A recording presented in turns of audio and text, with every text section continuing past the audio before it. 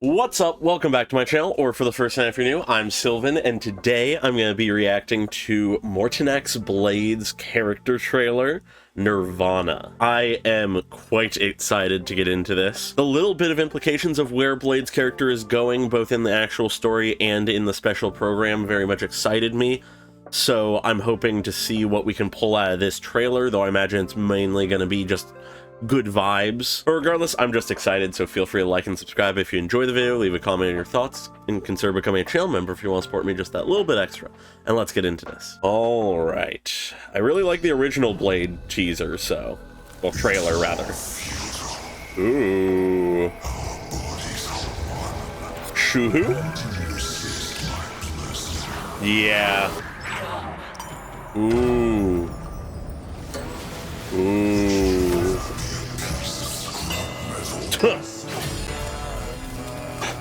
Ooh, the music. Yo, a battle of the self.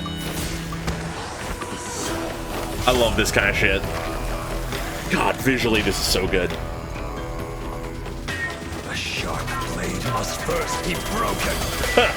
Interesting. The blade through the chest. Tempered.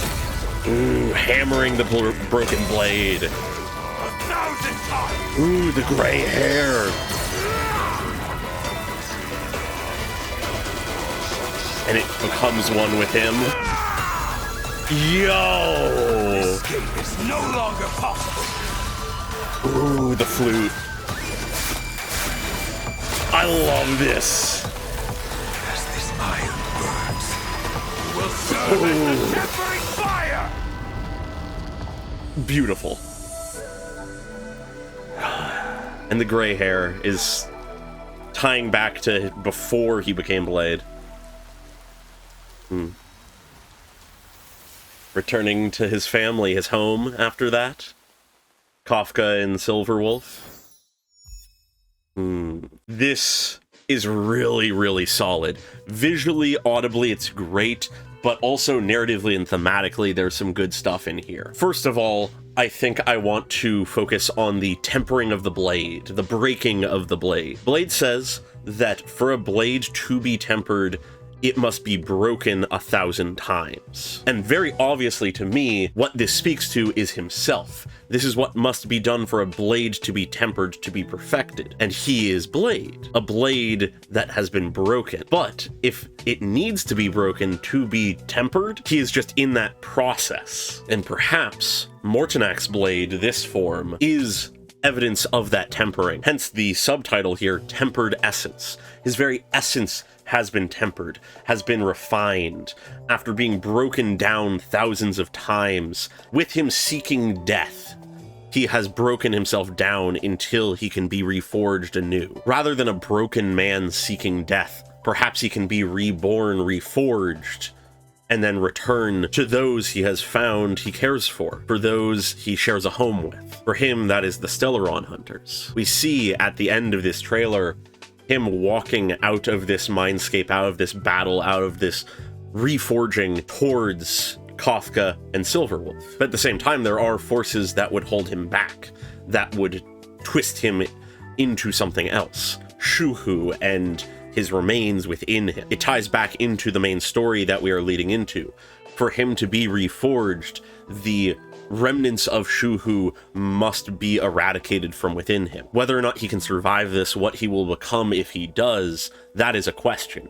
But we know that it must happen. It is a piece of his reforging. It is the final break before he is tempered. At the same time, though, we have mixed into all of this visually the symbols of Shoo-hoo and the abundance overtaking him. Whether it's the Mara-struck soldiers or these growths and blooms along his blade and the statue that symbolizes him. It's this encroaching, corrupting force as Shoo-hoo tells him it is futile. Why do you reject my blessing? We watch as the abundance closes in on him, tries to subdue him, all while he hammers away, or perhaps even his old self, given the gray hair, hammers away at this broken blade that is himself. These sprouts coming out of its shards. He's doing everything he can to break out the abundance from his being, until finally he grabs hold of the bloom that represents the abundance and tears it out of the blade. And with this, he becomes one with the blade, it merging into his chest,